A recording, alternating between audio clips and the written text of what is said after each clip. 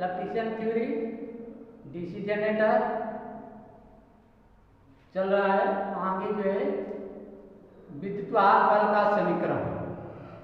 तो विद्युत वाहक बल का समीकरण क्या होता है? तो विद्युत वाहक बल का समीकरण ईएमएफ बराबर हाई Z N P upon 60 A. ठीक है, इसमें भी दो तरह के होते हैं, लैप बाइंडिंग और वेव बाइंडिंग।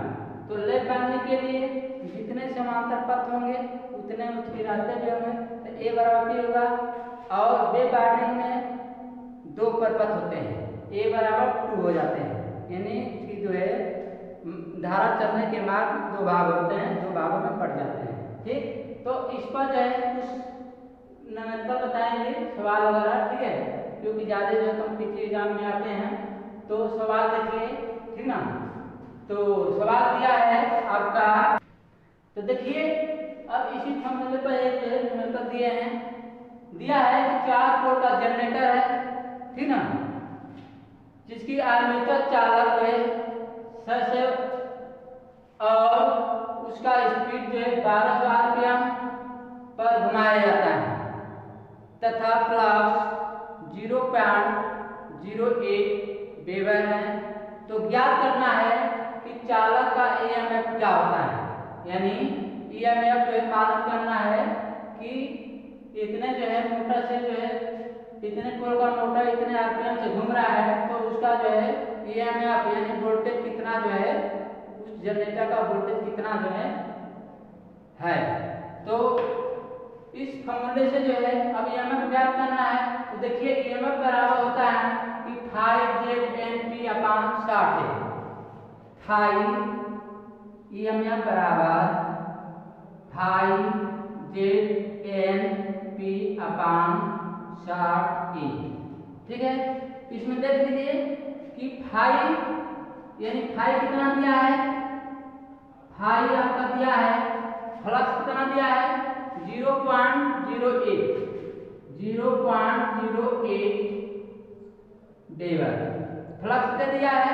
अब मालूम करिए क्या क्या दिया है, जेड यानी चालक की संख्या कितनी है, चालक आपका दिया है कंडक्टर यानी जेड आपका दिया है 600। उसके बाद अब देखिए एन यानी स्पीड, आपकी स्पीड कितना है 1200 स्पीड है एन बराबर, यानी स्पीड की संख्या कितना है 1200 आरपीएम। तो 1200 आरपीएम हो गया आरपीएम। ठीक, उसके बाद अब पी दिया है, तो पी आपका पोल की संख्या कितना है, पोल की संख्या 4 है, यानी पी आपका है 4 पोल का है। ठीक, यानी 4 पोल का है, पी भी मालूम है।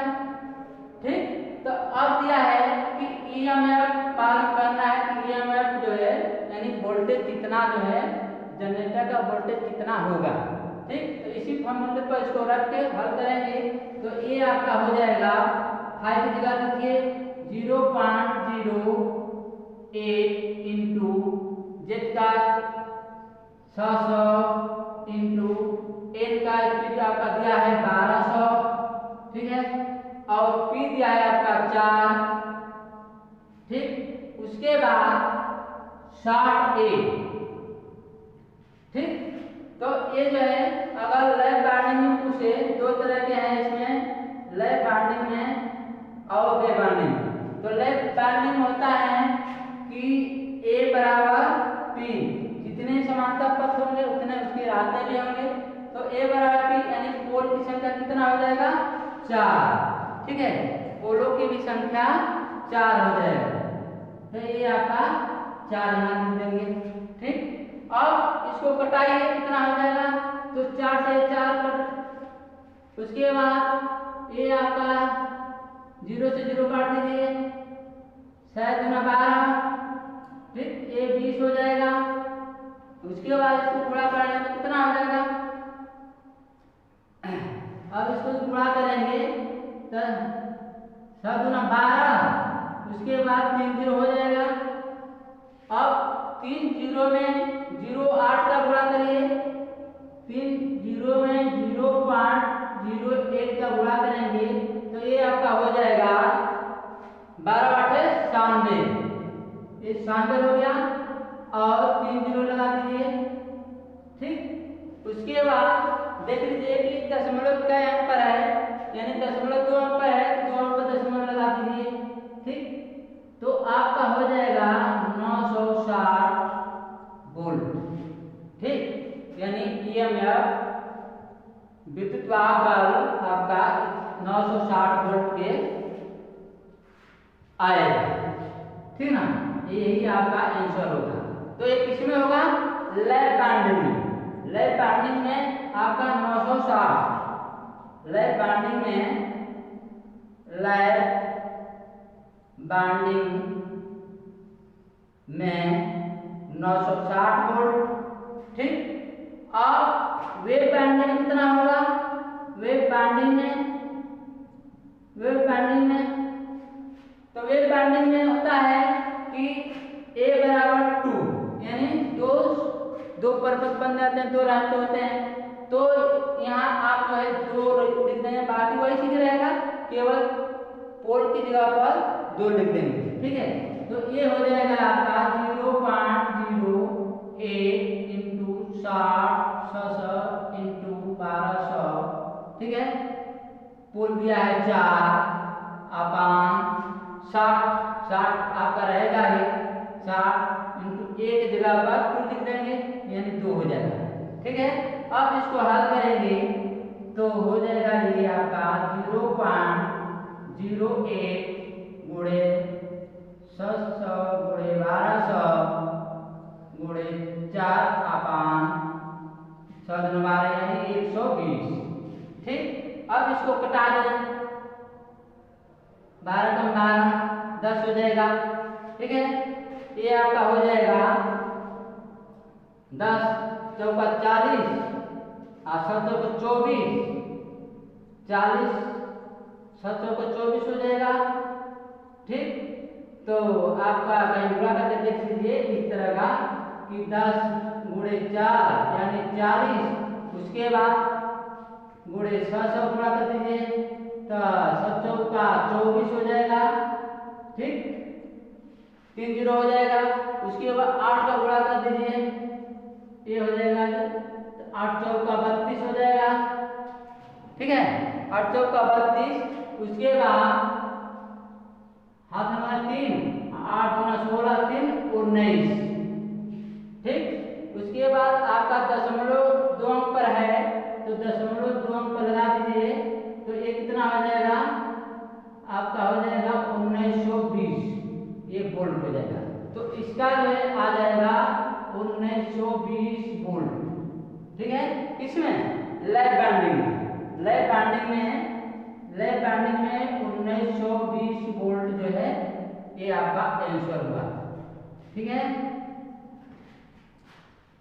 तो ये आपका ईएमएफ निकालने का फॉर्मूला होता है Φ/Z NP/60 है।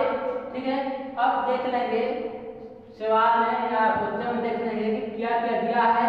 ठीक, उसके हिसाब से फॉर्मूले पर रखेंगे और जो है बारी बारी से लैप बैंडिंग में और वेव बैंडिंग में अपना जो है मल्टीप्लाई करके उसको जो है आंसर निकाल सकते हैं। ठीक, तो ये रहा आपका जो है ईएमएफ का समीकरण में आपका जो है सवाल अगर न्यूमेरिकल आता है क्या पूछ रहा है उसको क्या करेंगे, ध्यान देंगे और क्या क्या दिया है उसके हिसाब से फॉर्मूले पर रखिए और क्वेश्चन को सॉल्व करिए, आपका आंसर आ जाएगा।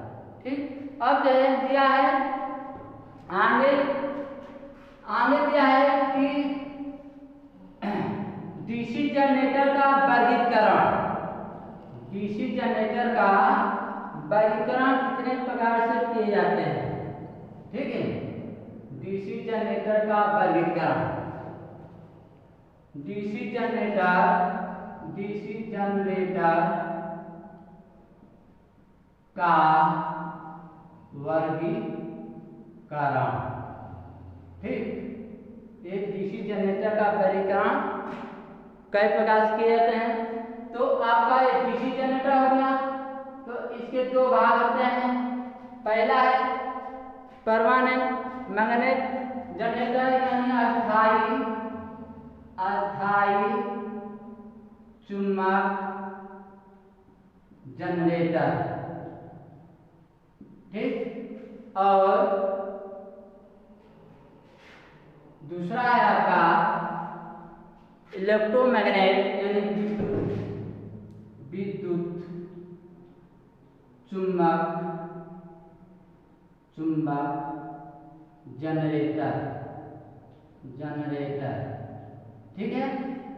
जनरेटर कई प्रकार होते हैं, अस्थायी चुंबक जनरेटर और दूसरा है आपका विद्युत चुंबक जनरेटर, ठीक।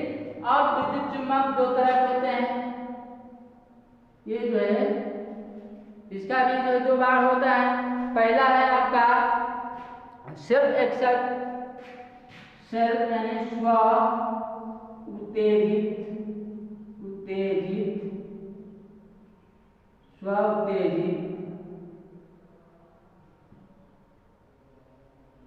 जनरेटर, और दूसरा है आपका सेपरेटरी एक्साइटेड जनरेटर, सेपरेटरी एक्साइटेड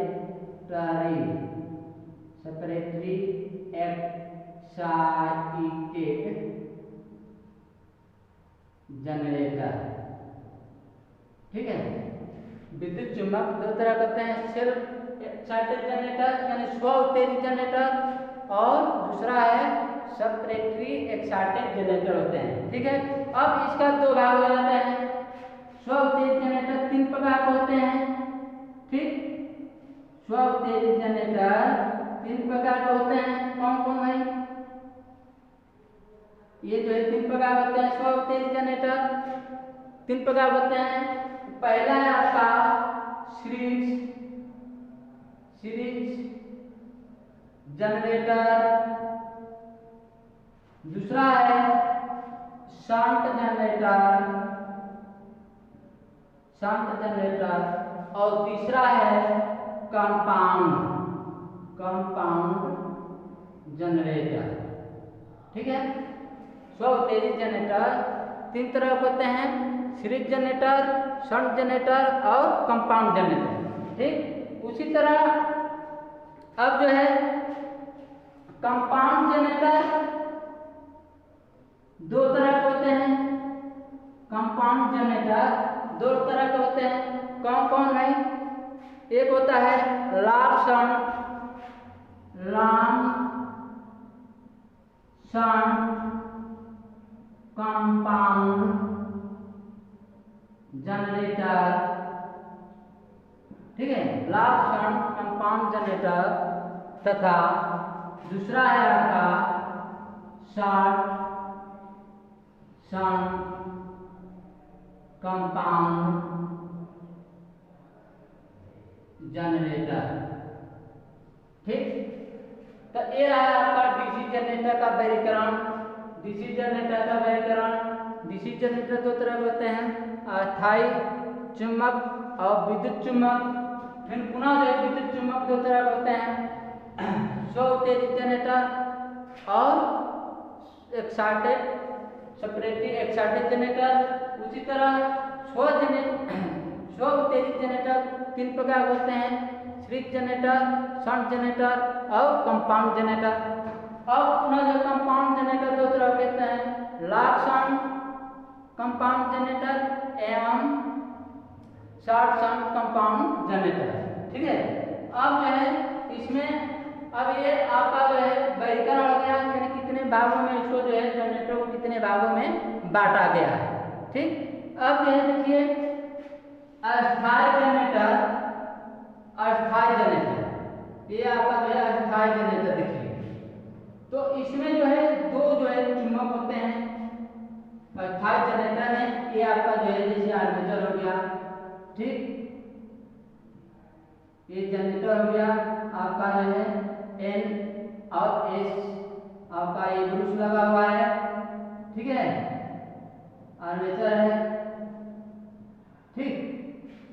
तो इसमें ये देखना अस्थायी चुंबक जनरेटर में ये होता है कि इसको डायनामो के नाम से भी जाने जाते हैं या डायनामो टाइप जनरेटर भी कहते हैं, ठीक ना।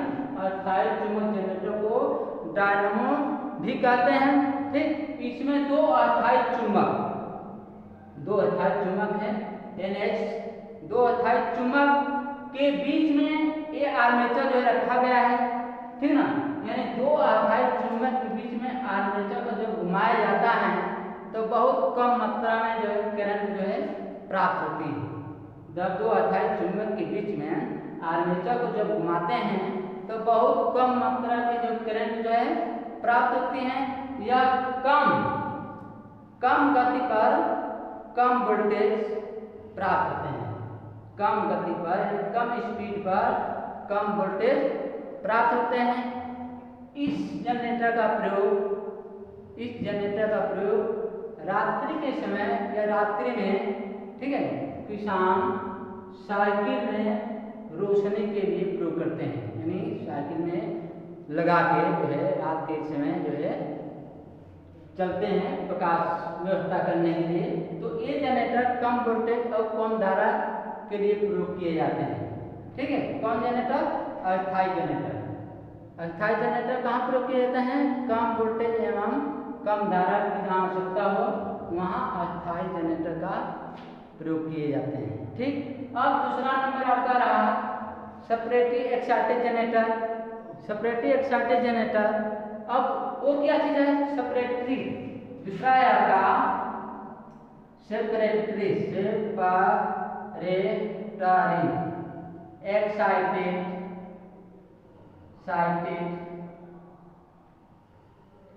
जनरेटर, ठीक। ये जो है आपका अब इसके बारे में तो सेपरेटरी जनरेटर वह जनरेटर जिसकी फील्ड वार्निंग को बाहर से डीसी सप्लाई जो देकर उत्तेजित किया जाता है, यानी एक्साइट किए जाते हैं।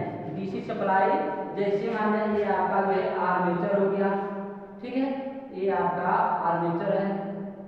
तो इसको बाहर से जो है डीसी सप्लाई देते हैं, बाहर से डीसी सप्लाई देकर, ठीक है, नहीं सॉरी, इसको जो इस तरह बनाइए। डीसी सप्लाई जो है ये आपका डीसी सप्लाई है,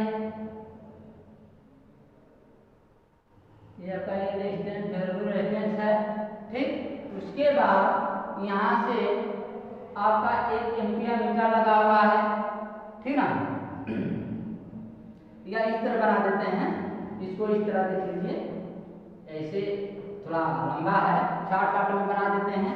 ये आपका आर्मेचर हो गया, ये ब्रूश हो गया, ठीक ना। ये ब्रूश है आपका, ब्रूश के नाम से जानते हैं, ठीक। इसको जो है यहाँ से आप डीसी सप्लाई दे दीजिए, डीसी सप्लाई, ठीक। ये आंसर हो गया। तो ये आपका है, कह रहा है कि डीसी सप्लाई यानी वह जनरेटर जिसके फील्ड वार्निंग में बाहर से डीसी सप्लाई दिया जाता है, तो फील्ड में वेरिएबल रेजिस्टेंस लगा होने के कारण, ठीक है, फील्ड में वेरिएबल रेजिस्टेंस लगा होने के कारण वोल्टेज को क्या करता है? कंट्रोल करता है, वोल्टेज को कंट्रोल करता है। अर्थात फील्ड करंट जो है वो जो है वोल्टेज को कंट्रोल करता है, उसको जो क्या करते हैं? फील्ड करंट के नाम से जाने जाते हैं, ठीक। इसका प्रयोग अधिक स्थान घेरने वाले, जहाँ अधिक स्थान घेरने वाले होते हैं, ये जो है जनरेटर अधिक जगह की आवश्यकता के लिए प्रयोग किए जाते हैं, ठीक ना। इसलिए इसका प्रयोग बहुत कम किए जाते हैं। सेपरेटली एक्साइटेड जनरेटर का प्रयोग अधिक जगह घेरता है, इसलिए इसका प्रयोग जो बहुत कम किए जाते हैं। अब जो है आपका अगला आ जाएगा कि self excited generator. Self excited generator, तो उसका 3 भाग होते हैं। पहला है सीरीज जनरेटर, दूसरा है शंट जनरेटर और तीसरा है कंपाउंड जनरेटर, ठीक। उसको देखिए, सीरीज जनरेटर, सीरीज जनरेटर, ठीक है। तो सीरीज जनरेटर आपका, इसको आर्मेचर के सीरीज में, ये आपका आर्मेचर हो गया, ठीक। ये प्लस माइनस आर्मेचर के सीरीज में, ठीक है, ये आपका जो है ये सीरीज बाइंडिंग हो गई, सीरीज बाइंडिंग, ठीक है। तो देखिए इसकी बनावट होती है सीरीज जनरेटर से कहते हैं जिसकी जो जनरेटर की फील्ड वाइंडिंग मोटी तार, कम टर्न तथा आर्मेचर के सीरीज में जुड़ा रहता है, ठीक है। वह जनरेटर जिसकी फील्ड वाइंडिंग मोटी तार, कम टर्न तथा आर्मेचर के सीरीज में जुड़ा उसे क्या कहते हैं? सीरीज जनरेटर कहते हैं। सीरीज जनरेटर की परिभाषा ये होगा, वह जनरेटर जिसकी फील्ड वाइंडिंग, ठीक है, फील्ड वाइंडिंग, ये आपका फील्ड वाइंडिंग है, फील्ड वाइंडिंग उसकी बनावट मोटी तार, नंबर ऑफ टर्न जो होता है, जो नंबर ऑफ टर्न डालते हैं, ठीक है, कम होगा और जो तार का गेज होगा वो मोटा होगा, ठीक है। वही कह रहा है कि मोटी तार कम टर्न की बनाई जाती हैं तथा आर्मेचर के सीरीज में जुड़ा रहता है, उसे सीरीज जनरेटर कहते हैं, ठीक। सीरीज जनरेटर किसे कहते हैं? वह जनरेटर जिसकी फील्ड वाइंडिंग मोटी तार, कम टर्न तथा आर्मेचर के सीरीज में जुड़ा हो उसे सीरीज जनरेटर कहते हैं। इसका प्रयोग कहाँ करते हैं? ट्रांसमिशन लाइन में, ट्रांसमिशन लाइन में जहाँ वोल्टेज ड्रॉप की आवश्यकता है, ठीक ना। एक तरह का बूस्टर में भी इसका जो है सीरीज जनरेटर का प्रयोग किया जाता है। इसलिए किया जाता है कि इसका स्टार्टिंग टार्क बहुत अधिक होता है, माने हाई होता है, ठीक है। स्टार्टिंग टार्क यानी शुरू का जो चाल होता है बहुत अधिक होता है। इसको इसका इस मोटर की खासियत ये है कि सीरीज मोटर को बिना लोड के नहीं चला सकते हैं। क्यों? क्योंकि इसका स्टार्टिंग टार्क बहुत अधिक होता है, ठीक ना। स्टार्टिंग टार्क बहुत अधिक होता है, इसी कारण अगर बिना लोड के चलाते हैं तो स्टार्टिंग में ये अपना फुल स्पीड जो है पावर पकड़ लेती हैं और पूरा जो है वो लगता है पूरा फाउंडेशन वाले का जोड़ा। इसीलिए इसको जो है हमेशा लोड देकर ही इस मोटर को चलाएंगे, ठीक ना। इसलिए कि इसका स्टार्टिंग टार्क बहुत अधिक होता है, इसीलिए इसको बिना लोड के नहीं चलाए जाते हैं, ठीक है ना। तो इस तरह के सवाल जो भी इस पर पूछे जाते हैं कि सीरीज मोटर का प्रयोग कहाँ किए जाते हैं, या सीरीज मोटर को बिना लोड क्यों नहीं चला सकते हैं, ठीक है, क्यों नहीं चला सकते हैं? क्योंकि इसका स्टार्टिंग टार्क इसलिए नहीं चला सकते हैं कि इसका स्टार्टिंग टार्क बहुत अधिक होता है। यही कारण होता है कि इसको बिना लोड के चलाएंगे तो खतरनाक स्पीड पकड़ लेती हैं और मशीन वगैरह को क्षतिपूर्ति यानी खराब भी कर सकती हैं, नुकसान भी पहुँचा सकती हैं। इसीलिए इस मोटर को लोड हमेशा देकर ही इस मोटर को चलाते हैं, ठीक है। अब जो है आगे देखेंगे शंट जनरेटर। दूसरा है आपका शंट जनरेटर, शंट जनरेटर, ठीक। शंट जनरेटर इसकी बनावट कैसी होती है? ये आपका आर्मेचर है, ठीक है। इसको जो है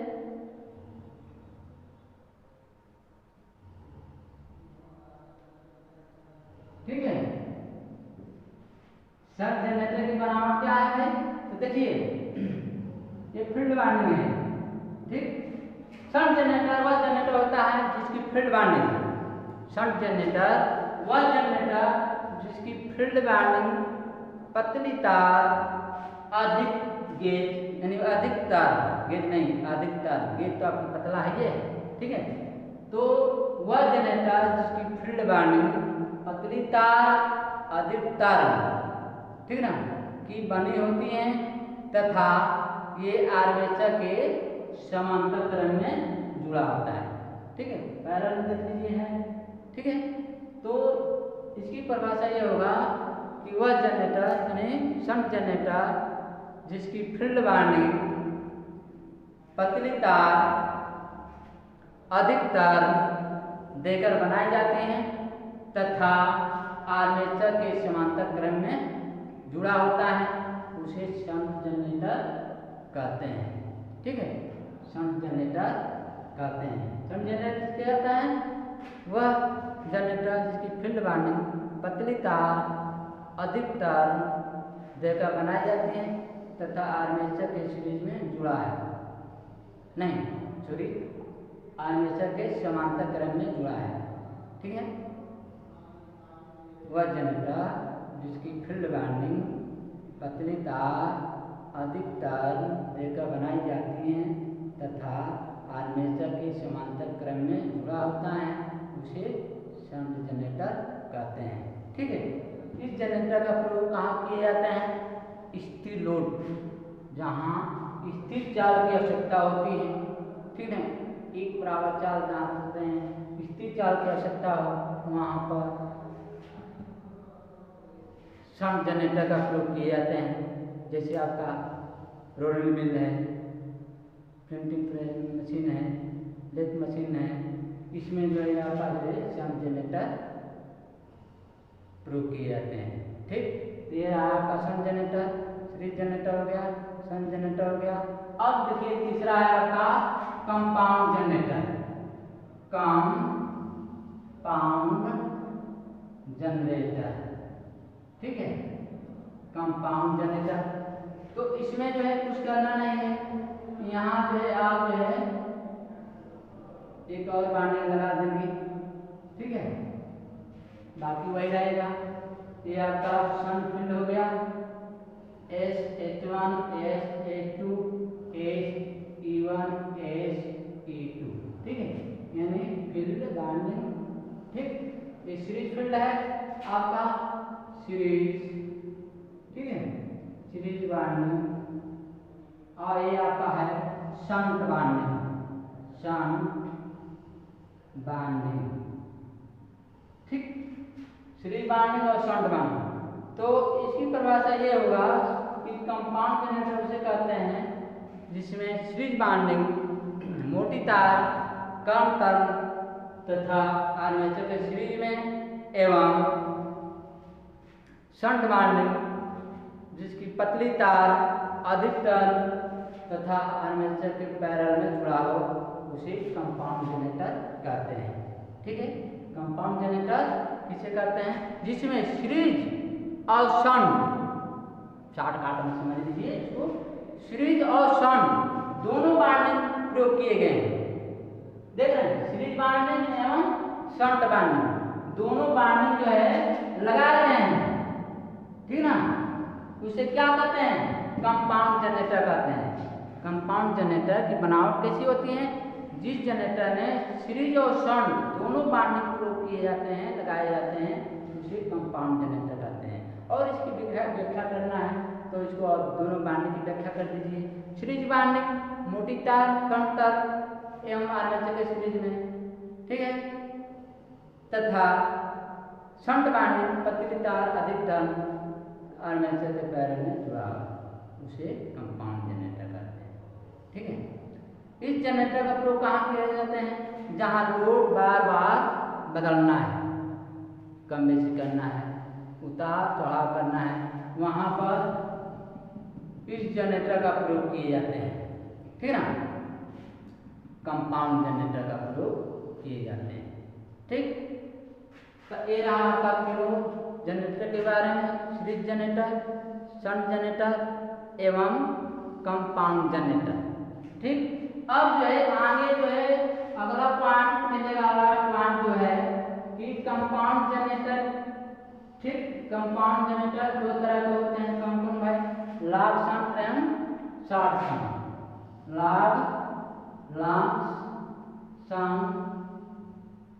लॉन्ग शंट जनरेटर एवं शॉर्ट शंट जनरेटर।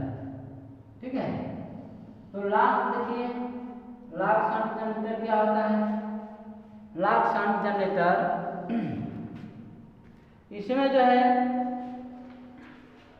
ये होता है कि जो है लॉन्ग शंट में और शॉर्ट शंट में जो है कैसे कैसे जो काम किए जाते हैं। ठीक, तो इसमें भी दो तरह की वाइंडिंग होती हैं, लॉन्ग शंट, ठीक है, लॉन्ग शंट में सीरीज वाइंडिंग शंट वाइंडिंग का सहायक यानी सहयोग करता है।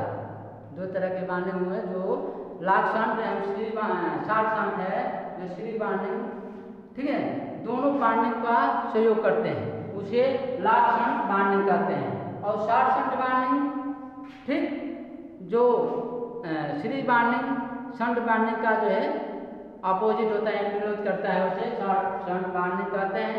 ठीक, तो ये रहा आपका जनरेटर का, डीसी जनरेटर का वर्गीकरण। ठीक, उसके बाद तमाम जो है उसके जनरेटर के भागों के नाम और प्रकार भी बता दिए। उसके बाद जो है अब आगे जो बताएंगे, ठीक है, तो आगे जो कल जो है अगले वीडियो में उसको बताएंगे।